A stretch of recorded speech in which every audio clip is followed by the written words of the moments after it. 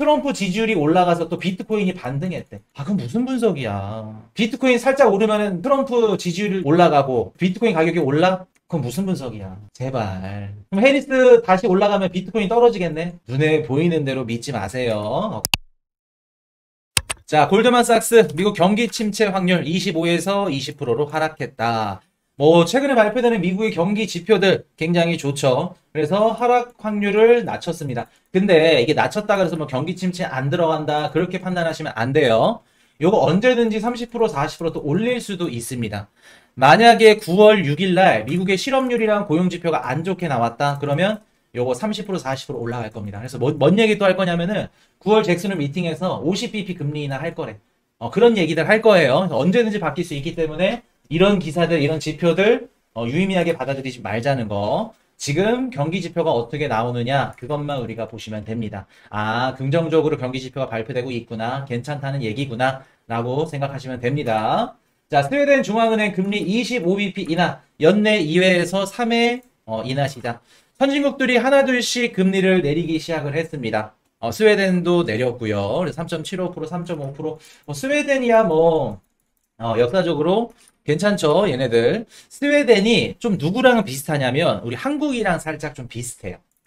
경제 정책이나 이런 것들 나중에 한번 좀 집중적으로 다뤄드릴 건데 스웨덴이 우리 한국이랑 굉장히 좀 비슷하다. 근데 한국보다 먼저 금리를 내렸죠. 그래서 스웨덴이 내렸다는 건 우리 한국도 미국 연준이 내리던 뭐 그 이후에 내리던 조만간 금리 인하 한 차례는 가능성이 높다는 거. 자, 캐나다 물가 상승률 2.5%로 하락. 3년 만에 최저치. 자, 캐나다 어떤 국가죠? 캐나다 어떤 국가? 제가 미국의 파이브 아이즈 말씀드렸었는데 캐나다 파이브 아이즈 뭐죠? 영미권 국가들, 앵글로색슨족들 어떻게 보면 좀 후에 그 미국인들의 뭐라 그럴까 뿌리 조상 같은 뿌리 조상을 갖고 있다. 영미권 국가다. 그래서 캐나다, 뉴질랜드, 호주, 영국, 미국,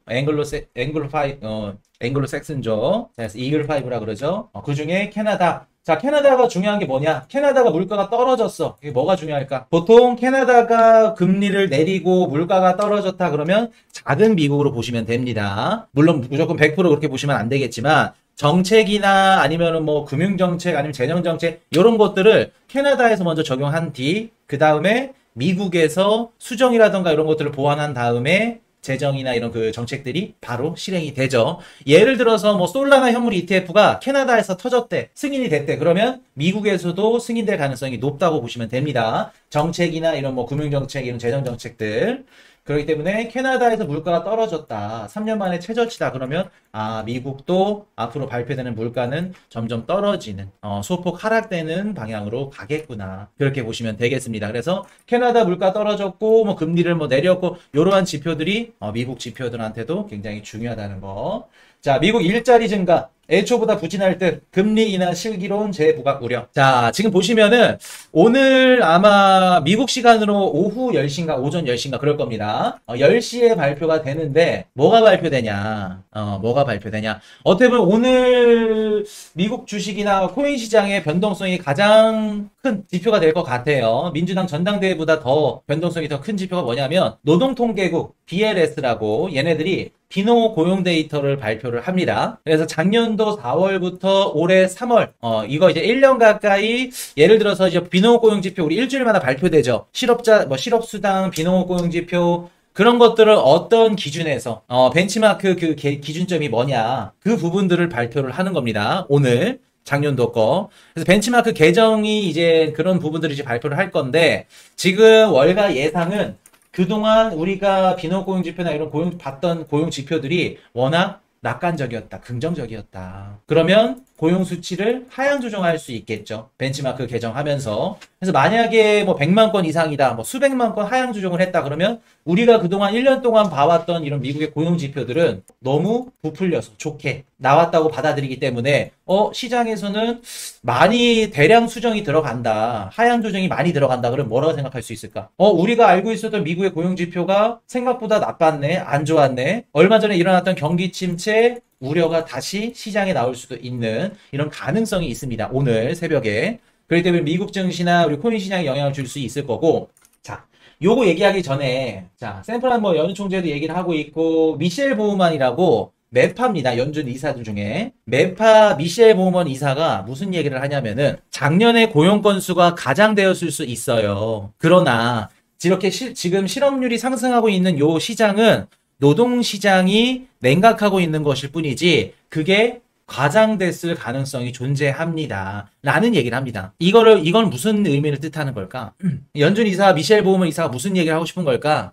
오늘 저녁에 노동통계국에서 발표되는 거, 고용수치 하향 조정될 거야. 아마 너네들이 예상한 대로 하향 수치 될 건데 놀라지 마. 놀라지 마. 아직도 미국 경고해. 고용시장 괜찮아. 쫄지 마. 주가 빠지지 마. 시장을 달래주고 안심시켜주는 멘트죠. 아마 연준 위원들은 이거 다 봤을 겁니다. BLS. 한통속이기 때문에. 그래서 아마도 미국의 노동통계국 이번에 비농고용 데이터 시장이 예상한 대로 하향 조정을 할 겁니다. 낮게 나올 거예요. 정상 수치다. 그러니까 발표는 안 좋게 나올 건데 그렇게 받아들이지 마라. 지금 어차피 조금씩 둔화되는 거고 우리 금리 막 크게 내릴 정도로 고용 지표 깨지지 않았어. 그 얘기 하는 겁니다. 안심 주는 거예요, 시장에. 제롬 파월 연준 의장 얘기 멘트 하기 전에. 이해되셨죠? 그래서 이게 시장에서 만약에 안 좋게 받아들인다. 그러면 충분히 조정 가능성은 있다는 거. 그거 한번 말씀을 드리고. 자, FT 해리스 경제계 유권자들 입맛에만 맞춰 엉성해. 시장 왜곡 초래. 자, 좀 이상하죠? 지금 이번 주 월요일부터 목요일까지 민주당 전당대회가 시작됐습니다. 해리스 블루웨이브 열풍이 일어나면서 기존의 미국 빅테크 기업들 엔비디아, 뭐 테슬라 아니면 뭐 또 뭐가 있을까? 애플, 마이크로소프트 얘네들 주가가 올라야 되는데 하루 올랐다 하루 떨어지고 하루 올랐다 하루 떨어지고 왔다 갔다 해. 쉽지가 않죠. 그래서 왜 그렇게 왔다 갔다 민주당이 밀고 있는 이런 빅테크 기업들 주가가 올라가지 못했냐라고 봤더니 해리스 경제 계획이 조금 무능했죠. 나 표 뽑아줘. 지금 돈 없고 힘든 실물 경제가 진짜 안 좋잖아. 중하위권 소득 계층들한테 조금 입맛을 다실 수 있는. 근데 그 정책이 어땠죠? 정부의 개입이 너무 많이 들어가는 정책이었어. 이거는 사회주의니. 그 정책은 현실적으로 불가능해. 이런 경제 정책, 이런 공약들이 나오면서 어떻게 됐죠? 시장이 부정적으로 받아들였죠. 민주당 전당대회 때 해리스 지지율이 올라가야 되는데 오히려 트럼프 지지율이 올라갑니다. 그러니까 빅테크 관련 기업들이 어떻게 돼요? 원래대로라면 미국 증시 속해 있는 M7 기업들 얘네들 다 올라가야죠. 근데 횡보를 보이고 있죠. 하루 올라가고 하루 떨어지고. 이렇게 지금 해리스의 이런 경제 정책들 발표, 정치가 증시에 영향을 주고 있다는 거. 자, 이렇게 말씀을 드리고. 자, 보겠습니다. 폴리마켓 트럼프 52% 다시 해리스에 앞서 트럼프 지지율이 다시 올라갔죠. 경합주 승리 확률은 해리스가 더 높아. 의미 없죠. 트럼프 지금. 자, 근데 한 가지 또 어떤 분들이 또 코인 관련된 이런 분석 나온들 봤더니 텔레그램에 이런 데 가는 거 떠도는 거 봤더니 트럼프 지지율이 올라가서 또 비트코인이 반등했대. 그건 무슨 분석이야? 비트코인 살짝 오르면은 트럼프 지지율이 올라가고, 그러면 비트코인 가격이 올라? 그건 무슨 분석이야? 제발. 그럼 해리스 다시 올라가면 비트코인 떨어지겠네? 가격이. 눈에 보이는 대로 믿지 마세요. 그런 기사들, 그런 분석들 걸러 들으시면 됩니다. 다시 한번 말씀드릴게요. 트럼프가 당선돼서 비트코인이 좋다? 그런 거 없습니다. 트럼프가 됐던 해리스가 됐던 이분들 대선 정책, 정부 재정 공약들, 그 대선 공약들 어떻게 정부를 움직일 건지 거기에 비트코인의 시장의 뷰가 갈리는 거지. 트럼프는 뭐 비트코인을 좋아하니까 비트코인 우상향이고 그런 거 없습니다. 우리 중국 헝다그룹 부동산 막 무너진다며 중국. 그 3년째 우려먹었죠. 비트코인 가격 하락하면은 2년 전, 3년 전에는 뭐가 이슈였냐면은 헝다그룹이 재발됐대. 중국 부동산 그룹 무너진대. 또 다른 이유 막 찾다 보니까 없으니까 또 뭐 얘기 나와요? 마운트곡스 또 매도한대. 제발. 자, 코인데이스크 겐슬러 재무장관설 보도에 신뢰할 수 없다고 반박. 참. 우리 한 가지 진짜 제가 어떻게 보면 코인이슈 경제 채널이고 우리 방송 보시는 분들은 좀 경제 관련 지식들 그리고 경제 좀 이런 관심이 많고 경제 지식들이 많으신 분들이 좀 우리 코인 방송을 보죠. 그냥 뜨내기나 단타 치거나 선물 거래 조금 막 이런 젊은 애들, 단타 치는 애들 막 일희일비하는 애들, 차트 보면서 투자하시는 분들, 그런 분들이 많이 찾지 않습니다. 그러다 보니까 우리가 코인 투자자 10명이 있다고 가정하면은 지금은 선물이 5명, 뭐 현물이 5명 하면은 현물 투자자 5명 중에 4명이 단타, 일회성, 일희일비. 지금 당장 수익 내야 되는 분들. 그런 분들이야. 경제 관련 지식들이 많이 없어. 그런 분들이 별로 없어. 그러다 보니까 코인 관련 커뮤니티 분석하는 곳들 죄다 뭐라고 써놨냐면 해리스가 당선되면은 갠슬러 위원장을 재무장관으로 자리에 앉히겠대. 요거 얘기하면서 막 코인 시장 무너지는 거 아닌가요? 아, 해리스 당선되면 안 돼요. 그러고 있어.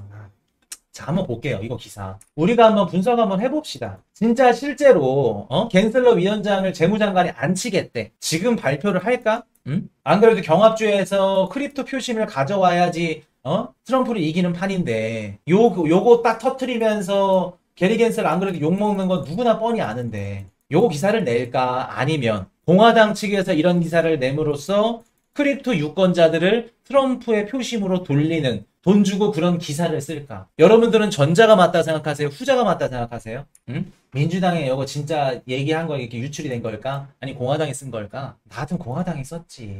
공화당 100%지.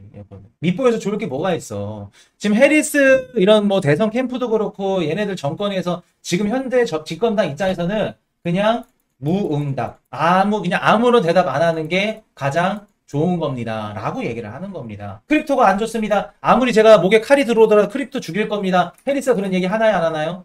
못하죠. 안 합니다. 굳이? 왜? 밑보일짓 왜 해? 그럼 지금 당연히 해리스는 비트코인 안정 암호화폐 정책을 죽일 거고 크립토 시장을 무너뜨릴 거고 이런 비관적인 이런 분위기들, 형성들. 또 얼마 전에 X에서 이런 거 얘기 또 나왔더라고요. 해리스 정권이 비트코인 뭐 보유액을 3만 달러인가? 10만 달러인가? 그거 이상 뭐 보유하지 못하게끔 설정한대.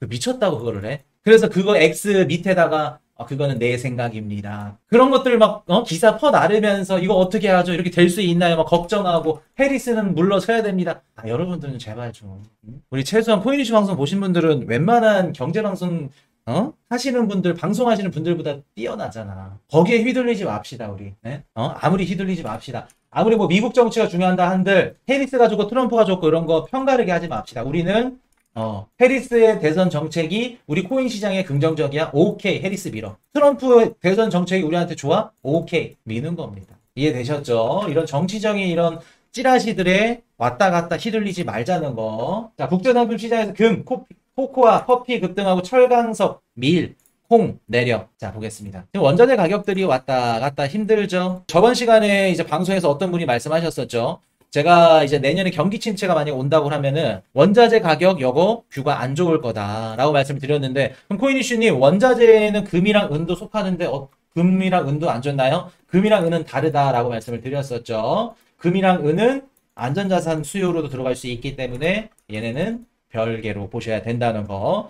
그래서 보시면은 뭐 기금속, 금, 은, 코코아, 계란, 오렌지 주스, 커피 사상 최고 가격을 기록하고 있다고 합니다. 여기에서는 뭐 안전자산으로 들어가는 원자재도 있을 거고요. 아니면 공급이 예를 들어서 뭐 쿠데타가 일어나서 그래 공급이 줄어들었다든가, 아니 개인적인 뭐 이런 그 기업들이 문을 닫았다든가, 아니면 전쟁 이슈 때문에 지정학적 위기 때문에 불안감 때문에 공급이 줄었다든가, 이런 것들 때문에 가격이 올라갔고, 대체적으로 뭐 곡물 가격이나 뭐 철강석 경기가 앞으로 나아지지 않겠다, 이런 거에 연동되는 이런 원자재들은 어떻게 된다? 가격이 살짝 떨어질 수 있겠죠. 자, 그래서 뭐 곡물 가격 같은 경우에는 일단은 풍작이라고 합니다. 경기 침체보다도 풍작이라 그래요. 2년째 전 세계 주요 곡물 생산 지역에서. 그래서 가격이 살짝 빠졌다고 합니다. 그리고 금 가격 같은 경우에는 뭐 다들 알고 계시죠?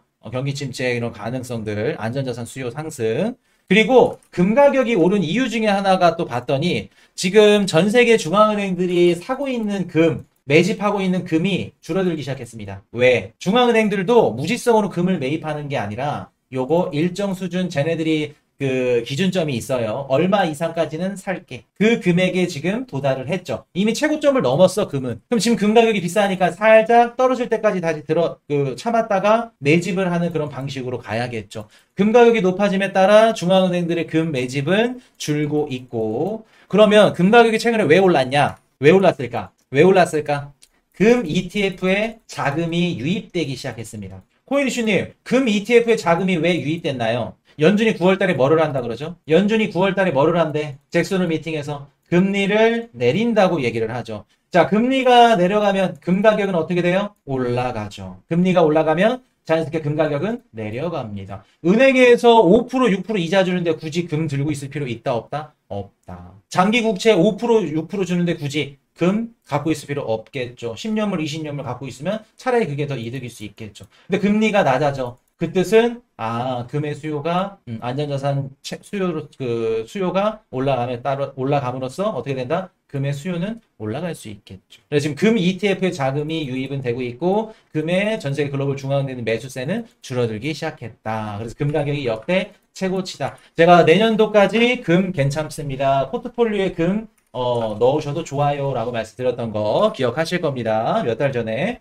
자, 미국 센트럴 연은 총재, 인플레이션 통제되고 있다는 확신이 높아지고 있다. 급격한 인하는 반대. 무슨 뜻이에요? 우리 9월 달에 50bp 기대하는 그 사람들이 있는데 절대 안 내려. 50bp 내리면 오히려 더 미국 증시 깨집니다. 경기 침체 가능성이 높다고 그 시장이 판단할 수 있어요. 라고 얘기해 주는 겁니다. 지금 굳이 좋은데 인플레이션 잡고 있고 미국 경기 좋은데 천천히 내려야지 라는 얘기 하는 겁니다. 자, 비트코인 상승세 지속 거품 없다. 크립토 컨트. 차라리 이런 온체인 데이터 이런 것들 보세요. 뭐 거품이 없다. 이거는 거짓말을 할 수는 없잖아. 자, 이렇게 보시면은 매수세가 좋다는 겁니다. 이렇게 가격 쭉쭉 올라가고 매수세가 아직 좋다는 거예요. 버블 뭐 구간이다. 이렇게 파란 색깔로 이렇게 해놨는데 아직 비트코인 가격도 그렇고 뭐 30일 이동평균선 뭐 NVRV 뭐 요 기사 보시면 또 나오는데 괜찮다고 하는 겁니다. 좋다고 하는 겁니다. 그래서 아직 비트코인이 뭐 버블이다 뭐 이런 그 정도 가격 아니다. 거품 없다. 상승세 지속된다. 긍정적인 얘기하는 것 같아요. 자, 중국 전문가 엔캐리 트레이드 청산시 위안화 급등. 자, 지금 보시면은 뭐 캐리 트레이드 청산되면은 이제 위안화 얼마 전까지만 하더라도 엔캐리 트레이드가 청산돼서 위험하다. 이제는 위안화 얘기 나오네요. 위안화.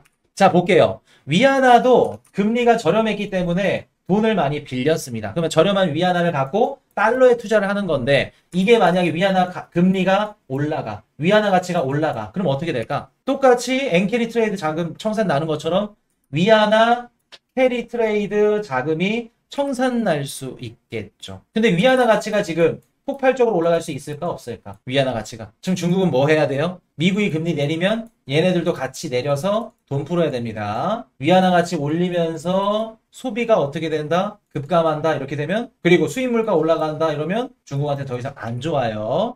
일본의 경제가 어떻게 돌아가는지 중국의 경제가 어떻게 돌아가는지 이런 부분들을 분석에 넣지 않고 그냥 단순히 위안화 금리가 올라가면 또 위안화 청산이 나올 수 있겠네. 그렇게 분석을 하시면 이런 기사들이 나올 수 있겠죠. 요것도 한번 자세하게 한번 해드릴게요. 차라리 위안화 캐리 청산보다 지금 달러 캐리 청산 요거. 자, 서학개미 엔비디아 열풍의 순대외 금융자산 1140조 역대 최대치다. 자, 보시면은 지금 엔비디아 미국 주식 투자 미친 듯이 하고 있다. 그 얘기입니다. 제가 저번 시간에 비트코인 가격이 아직 오를 수 없는 이유 뭐라고 말씀드렸죠? 비트코인 가격이 150% 폭등했을 때 코인베이스, 뭐 라이어 블록체인, 뭐 마이크로스트래티지, 그레이스케일 얘네들 주가가 600%까지 상승해. 굳이 비트코인 투자할 필요 없다는 겁니다. 미국 주식 사는 게 더 현명하다고 판단이 내렸던 거예요. 작년 연말부터. 그렇기 때문에 지금 이런 식으로 미국 주식 투자가 들어가고 있다는 거. 우리 코인 시장이 상승하려면 우리 코인 시장만의 매력이 있어야 된다 말씀을 드렸었죠. 자, 북한 상향감 된 해외 거래소 한국 무장해제 상태. 우리 한국 거래소들도 북한의 뭐 엔지루스 뭐 이름도 막 좀 그래 거시기에 해킹 단체. 얘네들이 만약에 우리 국내 거래소 해킹하면은 얼마나 안전할 수 있는지 저는 모르겠습니다. 뭐 해외 거래소 불안전하다고 위험하다고 하는데 우리 국내 거래소도 마찬가지일 것 같은데 얘네들한테서 가장 안전하게 코인을 보관할 수 있는 방법은 뭐다? 디센트 원래 지문 인증형 원래 지금 할인 행사 중이죠. 그거 할인받고 구매하시면 됩니다. 나중에요. 저희는 코인 이슈 뭐 어려워서요. 블록체인 뭐 나중에 사면 되겠죠. 나중에 할인 끝나고 비싼 가격 원가 주고 사시면 눈물 흘리면서 또 언제 할인하나요? 기다리고 있죠. 그러다 해킹 당하는 겁니다. 자, 비트코인 현물 ETF 플로우 한번 말씀드리도록 하겠습니다. 자, 20일 비트코인 블랙록 유입입니다. 블랙록만 보시면 된다는 거, 뭐 유출이든 유입이든 중요하지 않아요. 블랙록 혼자 잘 들어오고 있어요. 그러면 시즌 종료 아니구나 이렇게 보시면 되고 이더리움도 역시 블랙록 들어왔습니다. 이더리움 유출이죠. 당연히 유출 나와야지. 어떻게 돼요? 손바꿈 때문에. 지금 손바꿈 구간 아직 안 끝났다는 거. 이제 한 달도 채 안 됐습니다. 이더리움 환불 ETF 승인되고 나서. 자, 8월 20일 신규 실업자 청구 건수 발표됩니다. 내일 발표되네요. 신규 실업자 수, 이거 살짝 올라도 상관없습니다. 크게 올라가지만 않는다면, 크게 올라가진 않을 것 같은데. 걱정 안 하셔도 될 것 같아요. 요것보다 가장 중요한 건 23일, 금요일인가요? 제롬 파월 연준의장 연설이 있죠. 내일인가 내일 모레인가 그게 가장 중요하겠죠. 신규 주택 판매, 그리고 오늘 새벽에 발표되는 미국 그 노동통계국 BLS 발표, 벤치마크 개정안, 그거 중요하게 보셔야 됩니다. 29일 날 미국 GDP 2.8보다는 살짝 낮게 나오겠죠. 그래도 2.5%만 나와도 너무 훌륭해. 베스트 1.5% 이상 나온다. 1% 중반, 초중반대 나와도 미국의 경제 성장은 상승하고 있는 겁니다. 이루어지고 있는 거예요. 그래서 1% 중후반 이상으로만 나오더라도 어떻게 된다? 경기 침체는 없다는 거, 긍정적일 수 있다는 거. 8월 30일 유로존 CPI 발표되고, 그런 개인 소비 지수 PCE, 이거 크게 중요하지 않습니다. 좋게 나올 걸로 봐요. 그리고 9월 6일, 이거 가장 중요하죠. 실업률 4.3, 요거 좋게 나오면 연준 9월 19일 날 25bp 금리 내릴 겁니다. 그렇게 보시면 되겠습니다.